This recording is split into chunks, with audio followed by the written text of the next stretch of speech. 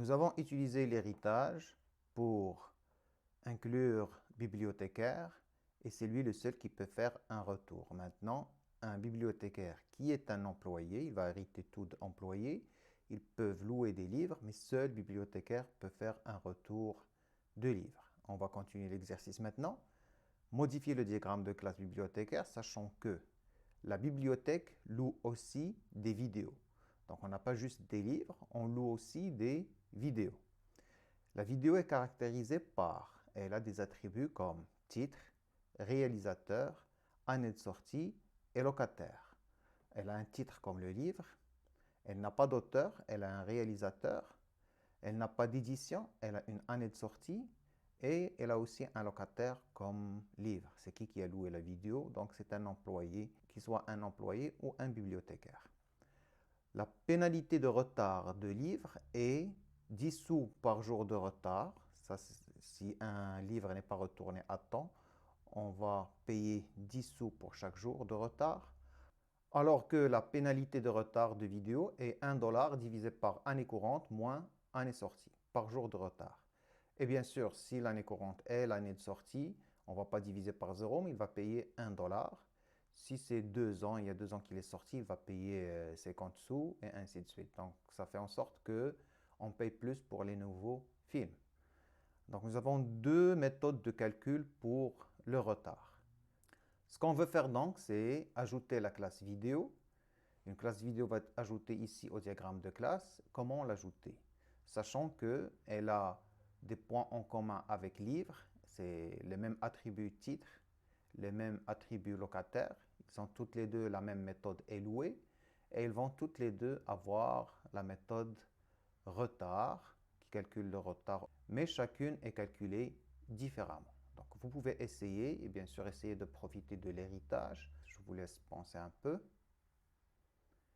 et je donne la solution. La première solution qu'on peut proposer bien sûr, c'est ajouter retard ici, ajouter une classe vidéo ici et on ne va pas utiliser d'héritage, mais on a vu l'avantage de l'héritage, c'est pour ça qu'on veut ajouter de l'héritage. Alors, est-ce qu'on va faire livre hérite de vidéo ou est-ce que c'est vidéo qui hérite de livre?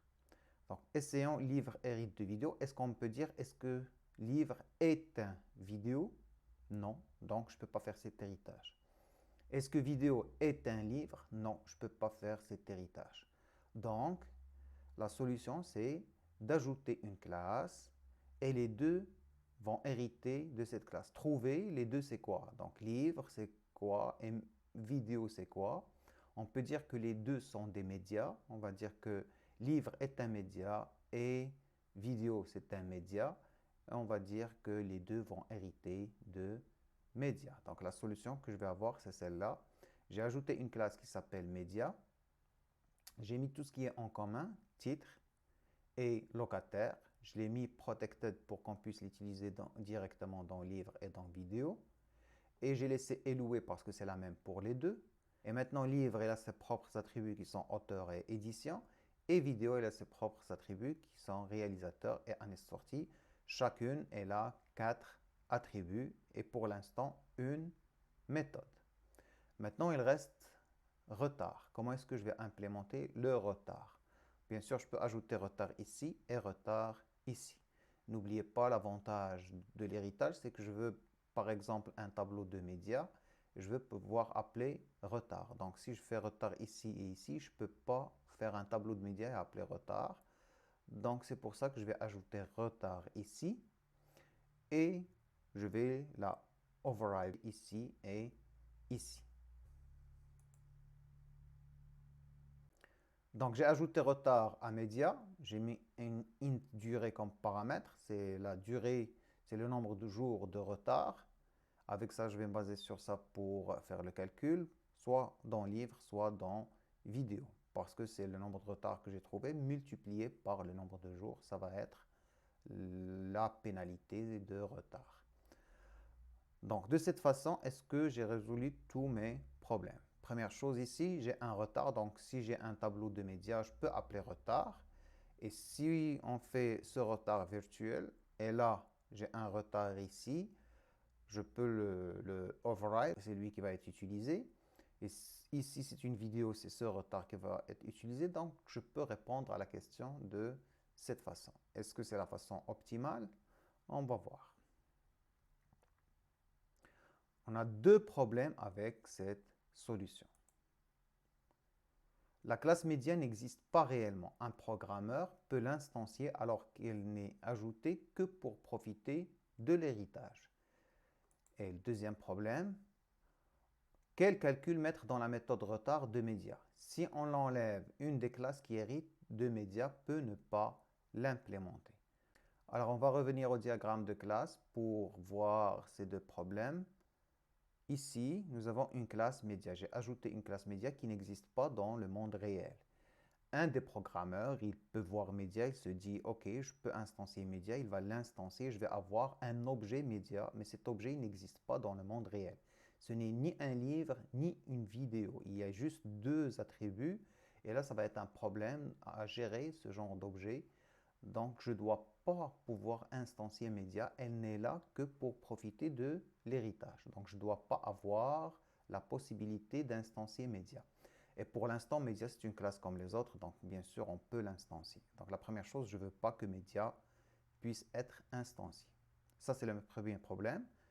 Le deuxième problème, c'est par rapport à ce retard. Qu'est-ce que je mets dans ce retard? Il y a deux façons de calcul de retard. Une dans le livre où c'est 10 sous par jour, et une pour vidéo qui est 1 divisé par année courante moins année de sortie par jour. C'est laquelle de deux formules que je vais mettre ici? Sachant que si je mets ici virtuel, une des classes qui héritent peut décider de ne pas implémenter cette méthode. Donc, c'est le code qui est ici qui va être exécuté, mais ce n'est pas le même code pour les deux. Vous allez me dire, oui, mais on doit obliger les classes qui héritent de faire un override pour ce retard. OK, donc virtuel ne les oblige pas à le faire, donc on a besoin d'autre chose pour les obliger à faire un override, pour redéfinir retard ici. Donc ça, c'est ce qu'on veut. On veut les obliger à faire une redéfinition, donc on ne doit pas utiliser virtuel parce que virtuel ne permet pas d'obliger les classes qui héritent de redéfinir la méthode qui est dans la classe de base. Donc, pour répondre aux deux problèmes, la solution c'est je veux une obligation comme quoi je ne peux pas instancier la classe média et je veux une autre obligation. Je veux que toute classe qui hérite de média redéfinit la méthode retard. La solution c'est une méthode abstraite. Une méthode abstraite. La solution de problème est mettre retard comme méthode abstraite. Une méthode abstraite est une méthode qui n'est pas implémentée dans sa classe. Donc, je ne vais pas mettre de code dans média. Pour retard dans média, je ne vais pas mettre de code. Je vais le laisser vide. C'est ce qu'on appelle une classe abstraite. Et bien sûr, pour la déclarer, je déclare public, abstract, float, retard, avec les parenthèses, point virgule. Il n'y a pas de définition. Je ne vais pas mettre du code ici. Quand il y a abstract, il n'y a pas de définition. Qu'est-ce que ça fait ce abstract? Il permet de ne pas définir la méthode dans sa classe. Et il oblige les classes qui héritent de cette classe de redéfinir cette méthode, la méthode retard. Donc s'il ne la redéfinit pas, il va avoir une erreur comme quoi tu dois la redéfinir parce que c'est une méthode abstraite dans la classe de base. Pour voir dans le diagramme de classe que c'est une méthode abstraite, alors on l'écrit en italique. Comme ça, on dit c'est une classe abstraite. Ça veut dire ne la définit pas dans sa classe et les classes qui héritent doivent absolument la redéfinir. L'utilité d'une méthode abstraite, montrer que tout média a une méthode retard. Donc, n'importe quel média, les médias, ça veut dire toutes les classes qui héritent de médias, ils ont une méthode retard. Donc, puisqu'ils l'héritent, ils l'ont. Et obliger les classes qui héritent de médias d'implémenter cette méthode. Ils l'ont, mais ils n'ont pas le code à l'intérieur à exécuter. Donc, puisqu'il est abstrait, ils sont obligés de mettre ce code, de la redéfinir. Comment est-ce qu'ils vont l'implémenter?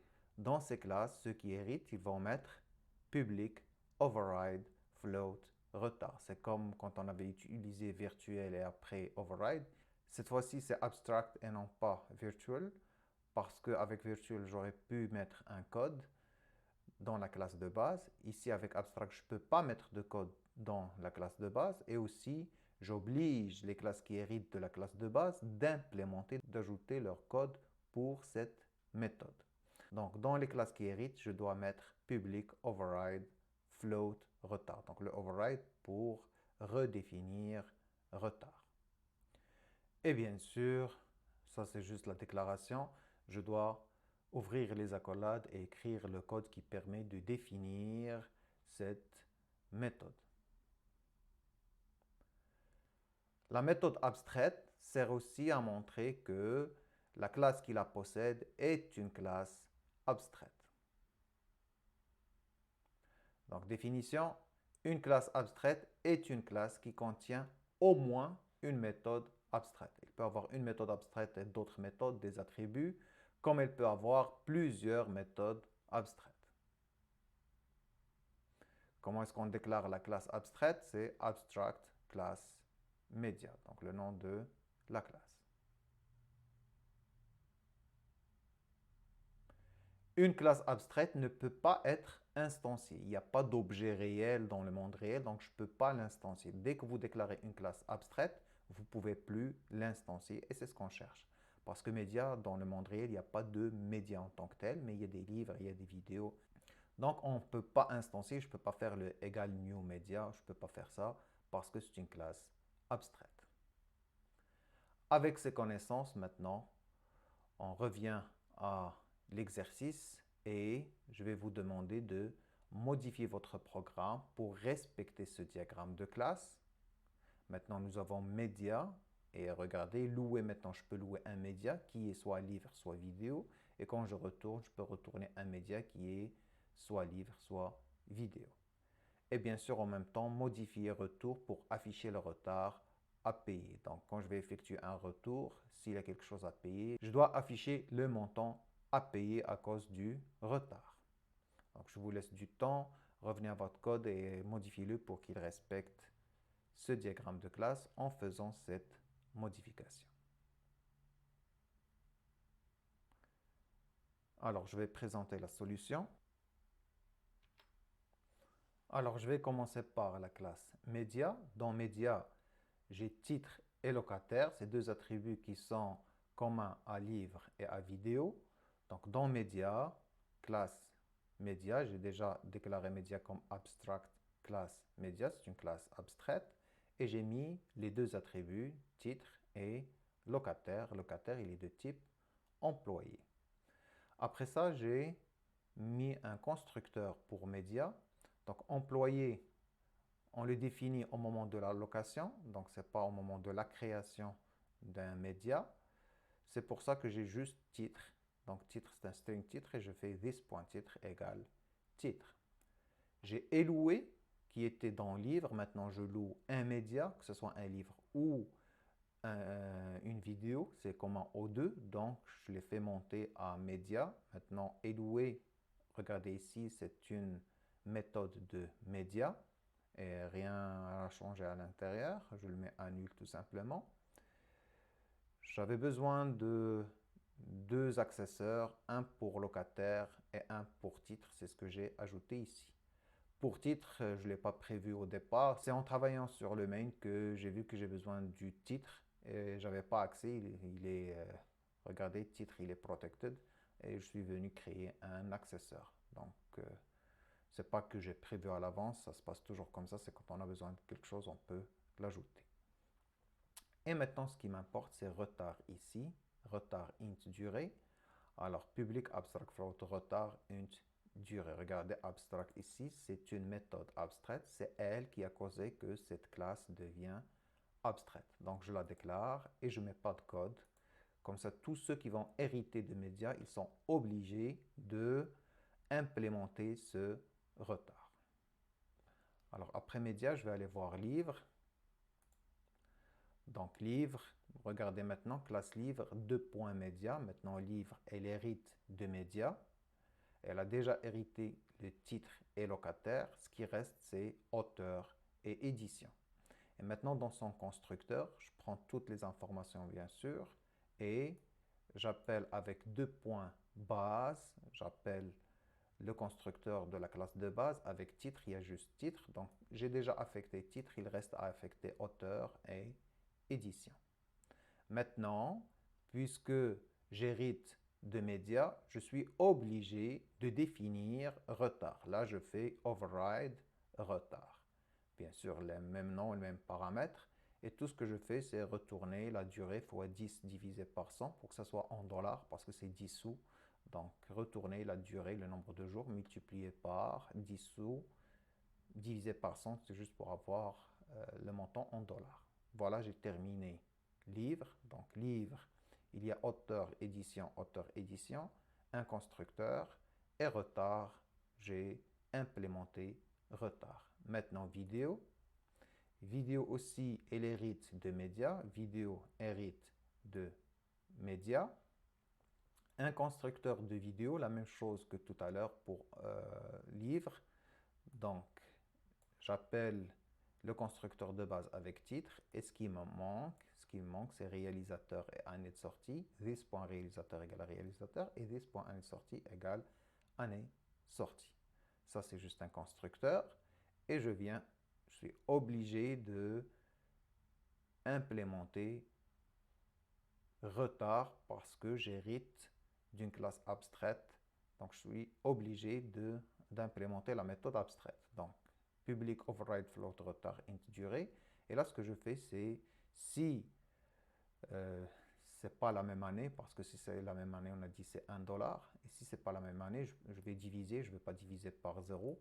Donc, ce que je fais, c'est si la date actuelle moins la date de sortie, elle est différente de 0, alors là, je vais retourner la durée multipliée par 1 divisé par la date time moins année de sortie. Parce que sinon, si c'est un 0, je ne peux pas faire la division. Et regardez ici, ça, c'est ce qu'on appelle un cast, parce que ça, c'est un entier, moins un entier, c'est un entier, et 1, c'est un entier. Il divise un entier par un entier. Le résultat, c'est un entier. Il va retourner un entier, même si je dis de retourner un float. Donc, j'ai casté, j'ai obligé le C# à considérer ce calcul comme float. Comme ça, il va me donner la virgule. Essayez-le sans le virgule, vous allez trouver, il va vous donner des zéros. Mais si vous ajoutez le float, vous lui dites de considérer ça comme un float. Là, il va vous afficher les virgules. Sinon, si je ne retourne pas par ici, il n'y a pas de sinon, mais si la condition est vraie, je vais retourner ici. Si je ne retourne pas ici, ça veut dire que cette condition, elle est vraie. Ça veut dire que la date actuelle moins la date de sortie, c'est 0. Ça veut dire que le film vient de sortir et je vais payer $1 par jour. Je sais que ce n'est pas la peine de faire x1, mais juste pour montrer que la durée, c'est le nombre de jours multiplié par $1 pour comprendre qu'est-ce qu'on calcule. Ok, maintenant c'est fait. Pour médias, livres et vidéos, c'est fait. Je vais venir voir maintenant employé. Qu'est-ce qui a changé dans employé? Je vais venir dans employé. Donc la classe employé, toujours les mêmes attributs, le même constructeur. Ça c'est un accesseur. Ça aussi c'est un accesseur que j'en ai besoin, donc je l'ai ajouté. Et ici c'est un autre constructeur que j'avais, je n'ai pas touché à ça. Affiché c'est le même, je n'ai pas touché à ça. Ce qui a changé dans employé, c'est louer. Maintenant, je loue un média qui peut être livre ou vidéo. Avant, je louais un livre seulement. Donc, j'ai changé juste média. Donc, j'ai enlevé livre et j'ai mis média. Je peux louer un média. Et là, bien sûr, si ce média je peux le louer, c'est là que média pour un locataire. Donc, tout ce qui était livre, il est devenu média. Parce que si vous vous rappelez, la flèche, elle était entre employé et livre. Maintenant, la flèche, elle est entre employé et média.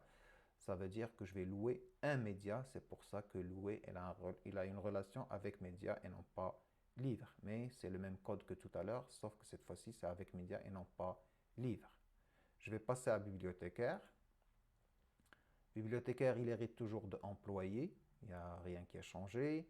Son constructeur, affiché comme on l'avait. On voulait un affichage différent pour les bibliothécaires, différents des employés. Et maintenant, retour. J'avais un retour, c'était la deuxième question qui est demandée. Donc, modifier retour pour afficher le retard. Donc, dans retour, déjà, je retourne un média. Comme pour employé, on retourne un média. Mais ici, avec une durée. Je prends la durée pour voir est-ce qu'il y a un retard, est-ce que je dois afficher une pénalité ou pas.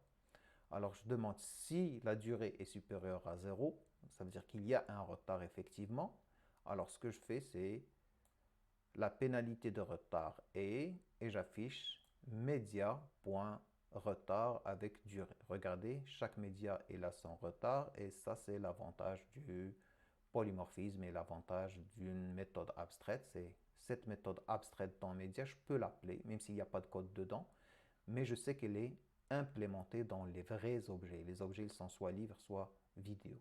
Donc, si j'écris média.retard, je sais qu'il n'y a pas d'objet qui s'appelle média, qui est de type média, mais je sais qu'il y a des objets de type livre et vidéo, et livre est un média et vidéo est un média. Donc, quand je fais média.retard, pour l'instant, je ne sais pas c'est quel code qui va être exécuté, est-ce que le code ici ou le code là, mais au moment de l'exécution, c'est un objet qui va l'exécuter, et cet objet, il a un type. Et à cause de ce type, il va exécuter soit ce code ici, soit ce code là.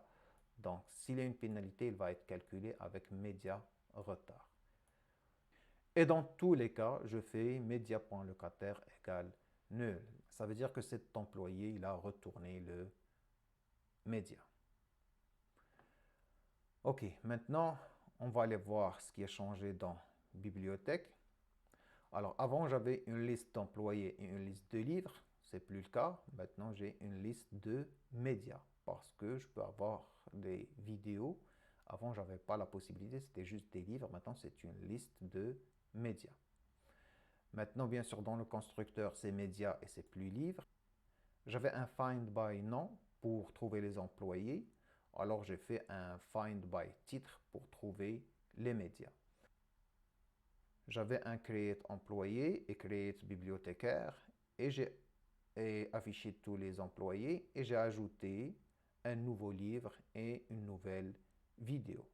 Je n'ai pas mis de condition, j'appelle le constructeur directement, donc il n'y a pas de if comme ici, est-ce que l'employé existe déjà. Ici, on peut avoir le même titre qui se répète, c'est juste pour un test. Normalement, on doit utiliser un matricule ou un code barre ou quelque chose comme ça, donc pour différencier les livres. Mais de toute façon, juste pour notre exemple, on n'a pas besoin. J'ai laissé le plus simple possible, donc j'ajoute avec un titre ici, et s'il cherche le premier qu'il trouve, c'est lui qui va retourner tout le temps. Je sais que ce n'est pas une bonne chose et ce n'est pas correct, mais juste pour ne pas compliquer les choses dans cet exemple. Donc, je peux ajouter ici des livres avec le même nom et des vidéos aussi avec les mêmes noms. Ça se peut qu'il y a un livre et une vidéo qui ont le même nom. Donc, de toute façon, s'il va retourner, il va retourner le premier qu'il va trouver. Parce que quand il fait find by titre, dès qu'il trouve le premier, il retourne, il ne continue pas. C'est toujours le premier qui va retourner. Alors maintenant, j'ai répondu à la question 1 et la question 2. Les questions qui restent, c'est créer l'employé Audrey, créer bibliothécaire, créer le livre C#, créer la vidéo Apocalypto, essayer de louer C# à Audrey, essayer de louer Apocalypto à David, afficher le locataire de C# et celui de Apocalypto, effectuer le retour par David de C# et Apocalypto, sachant qu'il y a 10 jours de retard pour les deux. Donc c'est dans le main que je vais répondre à toutes ces questions. Alors, je suis dans le main. La première chose, bien sûr, c'est instancier bibliothèque. Là, j'ai une instance de bibliothèque. Et je vais commencer à répondre aux questions. Créer l'employé Audrey. Donc, ucar.bibliothèque.create employé. Comme on n'avait rien à changer, je crée l'employé. Créer le bibliothécaire David. Je crée le bibliothécaire David. Maintenant, créer le livre C#. Je fais la même chose. .new livre. Et quand je fais .new livre et j'appelle avec ça, qu'est-ce qu'il fait? Donc, je dois aller à bibliothèque pour comprendre. Donc, je vais aller à bibliothèque et je vais trouver .new livre. .new livre, il prend média et il ajoute quoi? Donc il instancie un objet livre et il l'ajoute dans la liste de médias qui est média. Après ça, c'est créer la vidéo Apocalypto. Donc je vais venir ici, .new vidéo Apocalypto. Qu'est-ce qui se passe quand il trouve ucarbibliothèque.new vidéo? Je vais venir dans bibliothèque. New vidéo, donc il va prendre tout ça. Il va instancier un objet de type vidéo, si c'est le constructeur, et il va l'ajouter toujours à média. Une vidéo, c'est une média, donc je vais l'ajouter à la liste des médias. L'autre question, essayer de louer C# à Audrey.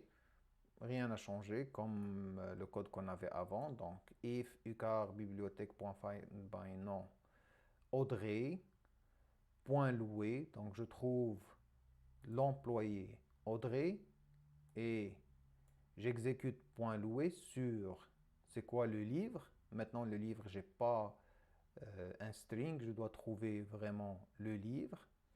Donc, je cherche le livre par son titre. ucarbibliothèque.findByTitre C#. Et bien sûr, si je peux le louer, ça va afficher location effectuée.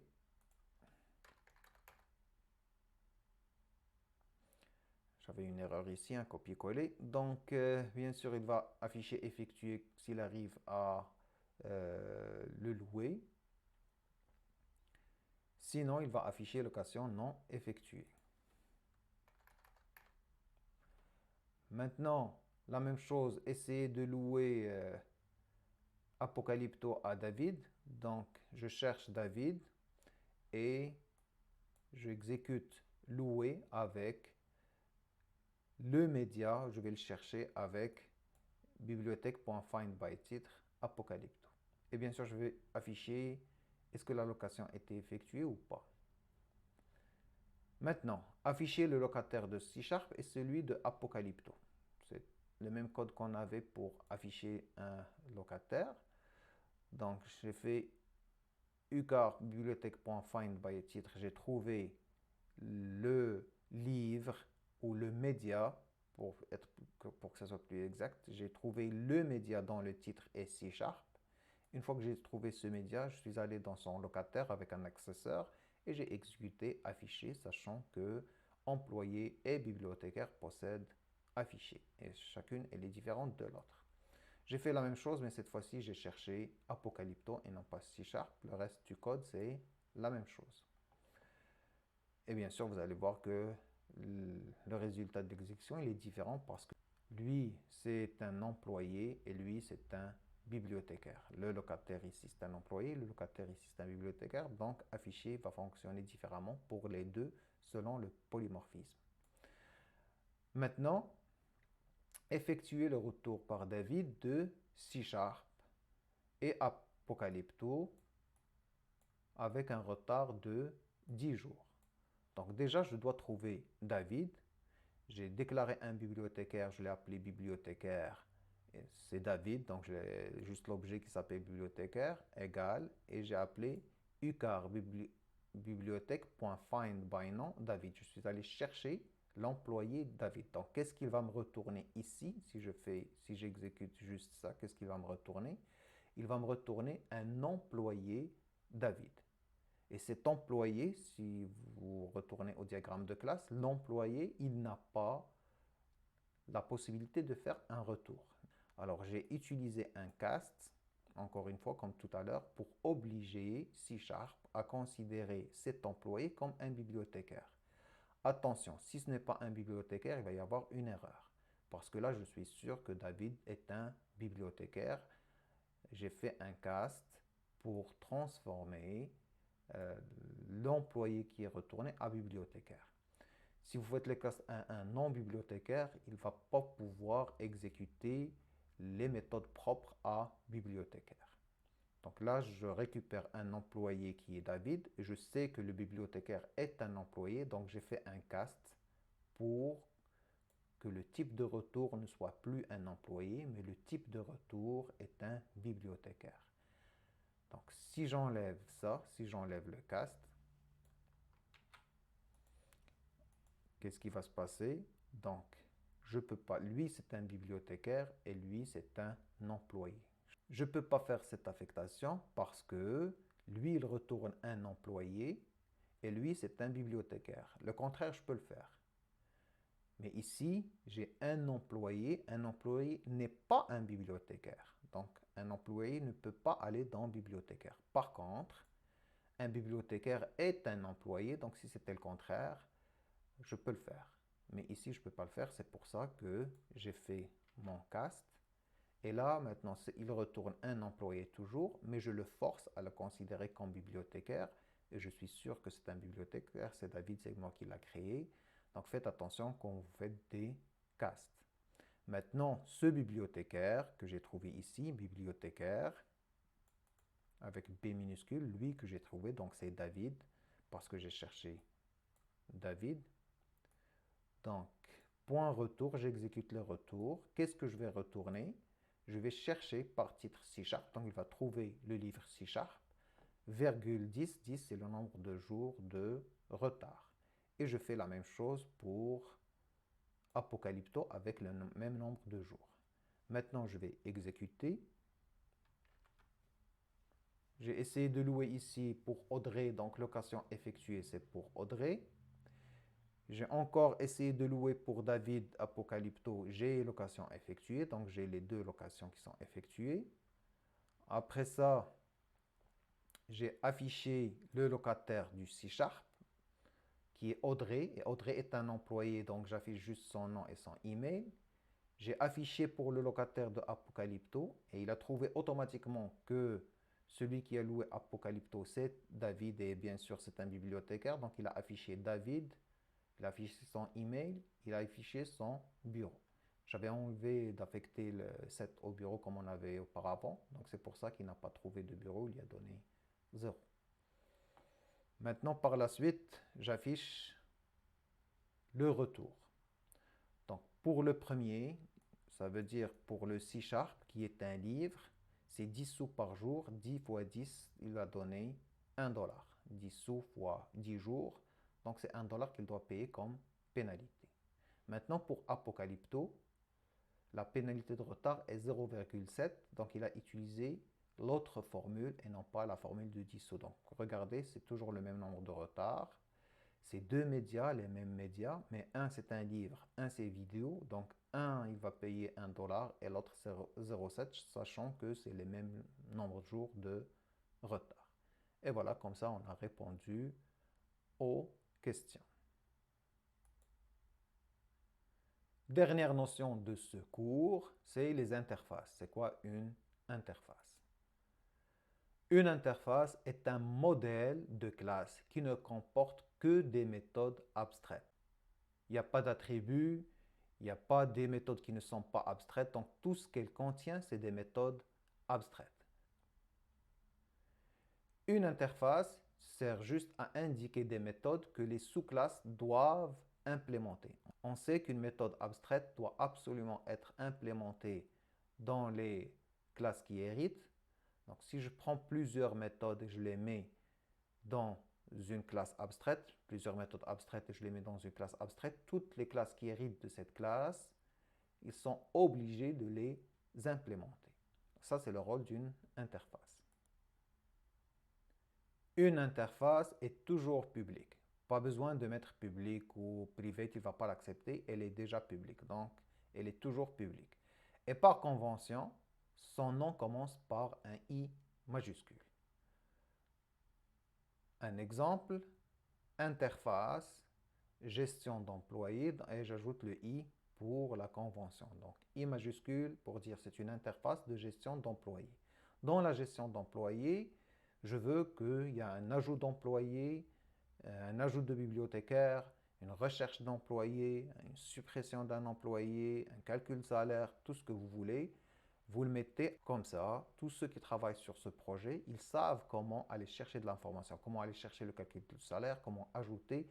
Ils n'ont pas besoin de savoir le détail de code, ils ont juste besoin de savoir les déclarations des méthodes. Donc, S'ils ont l'interface, ils peuvent aller chercher l'information et avec cette interface, le programmeur, il sait quoi faire. Il sait qu'il doit implémenter une méthode qui fait l'ajout d'employés et c'est à lui de faire le code et les autres, ils n'ont pas besoin de savoir comment est-ce qu'il est fait. Un autre exemple, interface e-gestion média où j'ai ajout livre, ajout vidéo, chercher un livre, supprimer un livre, etc. Et dans la classe bibliothèque, je peux l'obliger à implémenter ces interfaces. Je fais deux points, e-gestion employé, virgule, e-gestion média. Donc je l'oblige à implémenter ces interfaces. Je dois avoir à l'intérieur de la classe bibliothèque quelque chose, je ne sais pas tout le reste, mais je dois avoir les mêmes déclarations, mais cette fois-ci, j'implémente. Je dois mettre du code ici, je dois mettre du code ici, je dois mettre du code ici, je dois mettre du code ici. C'est l'utilité des interfaces. Je vais maintenant créer l'interface e-gestion employé. Donc, bouton droit, Add, et une classe, c'est une classe abstraite, c'est un modèle de classe et je vais choisir interface. Le nom de l'interface, c'est e-gestion employé. Ajouter. Et regardez ici, j'ai interface et non pas classe. Donc c'est comme ça que je déclare interface et le nom de l'interface. Maintenant, qu'est-ce qu'il y a dans cette interface? Il y a deux méthodes abstraites. La première, c'est bool ajout employé. Et qu'est-ce qu'elle prend comme paramètre? Elle prend le nom, la fonction, le bureau et le email. Et je fais un point virgule. Je ne vais pas définir ici. Je vais la copier. Et je vais ajouter la deuxième qui est ajout bibliothécaire. Et pour le bibliothécaire, je n'ai pas besoin du bureau. Voilà. Donc j'ai ajouté l'interface. Maintenant, je vais dire dans bibliothèque que je dois implémenter cette interface. Donc, je vais venir ici et je vais faire deux points, i, gestion, employé. Ça veut dire que je veux redéfinir, et je suis obligé de redéfinir toutes les méthodes qui sont déclarées dans i-gestion employé. Pour l'instant, c'est souligné en rouge parce que je ne le fais pas. Je ne les redéfinis pas. Je vais revenir ici, je dois définir ajout employé. Ajout employé, en fin de compte, qu'est-ce qu'elle fait? Elle permet d'ajouter un employé. Je vais venir ici dans bibliothécaire et je vais ajouter une méthode avec le même nom, les mêmes paramètres, le même type de retour et je vais donner le code, c'est quoi? Ajouter un employé. C'est juste ici, j'ai déjà créé employé, donc je vais juste tricher un peu, faire ça. Donc ça, c'est ajouter employé et bien sûr, ajout bibliothécaire. C'est la même chose que créer bibliothécaire. Faites comme si j'ai vraiment entré tout ce code. Maintenant, il n'y a plus d'erreur, il va l'accepter. Ici, parce que j'ai utilisé des méthodes que j'avais déjà, vous ne voyez pas vraiment l'utilité. Mais ce que ça fait, c'est que ça oblige les classes qui héritent d'implémenter ces interfaces. Cette interface, un programmeur peut la prendre, il peut commencer à programmer. Et aussi, quelqu'un qui veut utiliser les méthodes d'une classe, il n'a qu'à prendre l'interface et il sait comment les utiliser. Si je veux une deuxième, donc je vais créer une interface. Moi, je vais la dupliquer et je vais renommer celle-là e-gestion et maintenant c'est média. Et dans e-gestion média, j'ai un void et j'ai un void et c'est ajout livre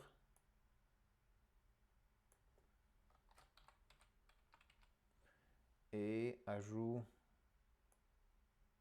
vidéo et bien sûr pour ajout livre c'est la même chose que new livre, donc je vais copier tout ça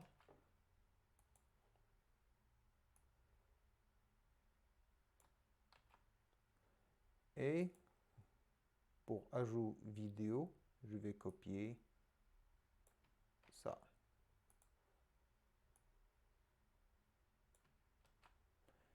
Ça, c'est gestion média. Maintenant, comment dire que dans bibliothèque, je veux aussi implémenter cette interface? Je fais une virgule ici et je colle. Regardez, il me souligne en rouge, ça veut dire que je ne l'ai pas respecté, je n'implémente pas toutes les méthodes qui sont ici. Donc, je vais aller copier lui, ajout livre. Normalement, je dois donner le code, mais moi, j'ai déjà new livre, c'est ça mon ajout livre.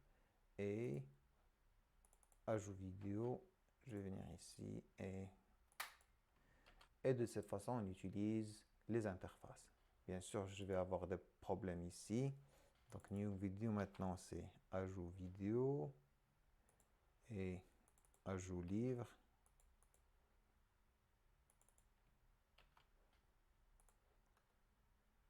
Et ajout bibliothécaire.